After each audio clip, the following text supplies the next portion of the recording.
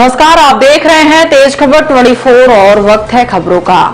मध्य प्रदेश में इन दिनों चुनावी माहौल अपने शबाब पर है। राजनीतिक दल और प्रत्याशी मतदाताओं को लुभाने के लिए सारे प्रयास कर रहे हैं। इसी कड़ी में भाजपा के स्टार प्रचारक और पार्टी के राष्ट्रीय अध्यक्ष जेपी नड्डा शुक्रवार को आज रीवा पहुंचे हैं। भाजपा के राष्ट्रीय अध्यक्ष के कार्यक्रम की शुरुआत जिले के त्योथर विधानसभा से हुई है। त्योथर के चुनरी गांव में भाजपा के राष्ट्रीय अध्यक्ष व स्टार प्रचारक जेपी नड्डा सहित प्रदेश अध्यक्ष बीडी शर्मा रथ यात्रा में शामिल होकर जनसभा को संबोधित किया है। बता दें कि त्योथर सीट से भाजपा ने कांग्रेस छोड़ भाजपा में शामिल हुए सिद्धार्थ तिवारी को अपना प्रत्याशी बनाया है और अब सिद्धार्थ के चुनाव में जीत दिलाने के लिए भाजपा हर संभव कोशिश में जुटी हुई है।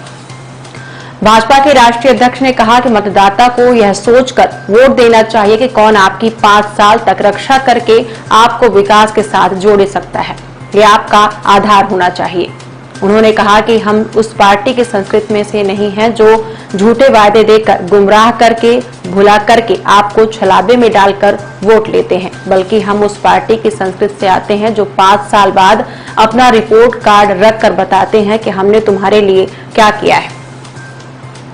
बता दें कि भारतीय जनता पार्टी के राष्ट्रीय अध्यक्ष रीवा दौरे में हैं। कई विधानसभा क्षेत्रों में रोड शो के साथ साथ जनसभा को संबोधित कर भाजपा प्रत्याशियों के समर्थन में वोट की अपील कर रहे हैं। त्योथर के चुनरी गांव से हुए कार्यक्रम की शुरुआत के बाद राष्ट्रीय अध्यक्ष सिरमौर विधानसभा की रथ यात्रा में शामिल होंगे और केडीजे स्कूल परिसर में जनसभा को संबोधित कर सिमरिया विधानसभा में प्रस्थान करेंगे, जहां बकिया तिराहे पर तीसरी जनसभा आयोजित होगी और शाम तक सिमरिया से रीवा रथ यात्रा में शामिल होकर रीवा शहर के भीतर ही जनसभा को संबोधित करेंगे। वह बताता है कि आप लोगों ने सिद्धार्थ तिवारी को आशीर्वाद देने का मन बना लिया है। यह उसमें से स्पष्ट है। मित्रों, ये चुनाव की बेला है। आपको अपने अगले 5 साल के लिए आपके हितों की रक्षा कैसे हो सकती है, कौन व्यक्ति कर सकता है, कौन पार्टी कर सकती है, कौन आपको मजबूती दे सकती है, ये इसके निर्णय करने की घड़ी है।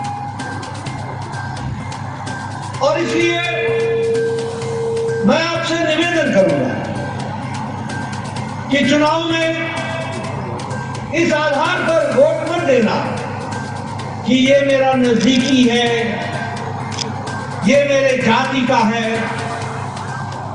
ये मेरे इलाके का है, ये मेरी भाषा बोलता है। इन आधारों पर चुनाव में वोट नहीं दिए जाते। वोट देने का अधिकार होना चाहिए कि कौन आपकी 5 साल तक रक्षा करके आपको विकास के साथ जोड़ सकता है, ये आपका आधार होना चाहिए।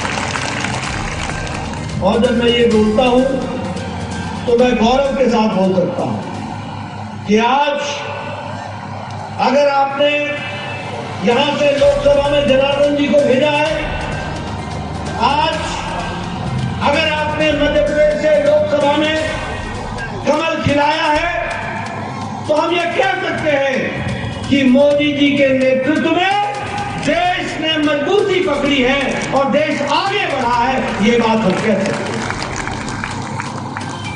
हम उस पार्टी की संस्कृति में से नहीं आते जो झूठे वायदे देकर गुमराह करके भुला करके आपको छलावे में डाल करके वोट लेते हैं। हम उस पार्टी की संस्कृति से आते हैं जो 5 साल बाद अपना रिपोर्ट कार्ड रख करके बताते हैं कि हमने तुम्हारे लिए क्या किया। और इसीलिए एक जिम्मेवार पार्टी के जिम्मेवार अध्यक्ष के रूप में मैं आपको बताना चाहता हूं कि जब दुनिया की अर्थव्यवस्थाएं लड़खड़ा गई है, जब अमेरिका की अर्थव्यवस्था लड़खड़ा गई है, जब यूरोप के देशों की अर्थव्यवस्था लड़खड़ा गई है, जब जापान की अर्थव्यवस्था लड़खड़ा गई है, जब ऑस्ट्रेलिया की अर्थव्यवस्था लड़खड़ा गई है, जब चीन की भी अर्थव्यवस्था लड़खड़ा गई है, तो अकेला भारत है जो मजबूती के साथ खड़ा है और अर्थव्यवस्था में आगे बढ़ रहा है। इनकी भी चर्चा करना चाहिए। पहले क्या होता था?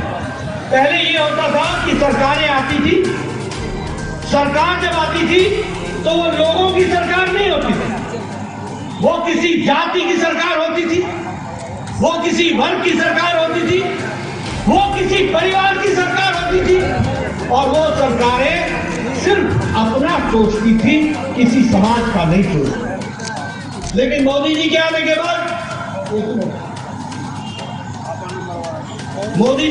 बाद गांव, गरीब, वंचित, पीड़ित, शोषित, दलित, महिला, युवा, इन सबको, किसान, इन सबको ताकत देने का काम किया तो प्रधानमंत्री मोदी जी ने किया। ये भी हमको आपको जानकर खुशी होगी, प्रधानमंत्री गरीब कल्याण अन्न योजना 80 करोड़ की जनता को 5 किलो गेहूं या 5 किलो चावल, 1 किलो दाल ये दे करके प्रधानमंत्री जी ने 13.5 करोड़ गरीब लोगों को गरीबी की रेखा से ऊपर उठा दिया। फिर से मैं बताता हूं, इसको आपको ध्यान रखना। अगर मैं बात करूं आपके मध्य प्रदेश में मैंने बैठी हुई है, जब भी मैं बस्तियों में जाता हूं, जब भी मैं मीटिंग में जाता हूं, एक ही सवाल उनसे पूछता हूं, पैसा आया कि नहीं आया? हाथ खड़ा करके बोलती हैं, मामा ने पैसा भेजा, हम वो सिर्फ कमल और कमल को देंगे। प्रदेश में विकास की बयार बह गई है, हमारी बहनों को महीनों 1250 मिल रहा है और अगर हमारी सरकार आई, अगर आपने आशीर्वाद दिया तो ये राशि 3000 होने वाली है। साथियों, हमारे मुख्यमंत्री का सपना है कि हम हर बहन की आमदनी 10,000 रुपए करें। भाइयों को मोदी जी और शिवराज सिंह जी मिलकर के 12,000 रुपए की किसान हमारी निधि दे रहे हैं, सम्मान निधि। और साथियों, अगर कहीं को भाजपा की सरकार आई नहीं तो मध्य प्रदेश में सारी स्कीमें कमलनाथ की सरकार बंद कर देगी, पहले भी बंद कर चुकी है। साथियों, 15 महीने की कांग्रेस की सरकार थी, उस सरकार में कमलनाथ जी ने जितनी हमारी जन कल्याण योजना थी वो सबको बंद कर दिया। इतना ही नहीं, जो गरीब को 5,000 रुपए कफन के मिलते थे उसको भी बंद कर दिया। इसलिए सजा मिली की सरकार उनकी गिर गई और आगे भी आनी चाहिए कि नहीं आनी चाहिए?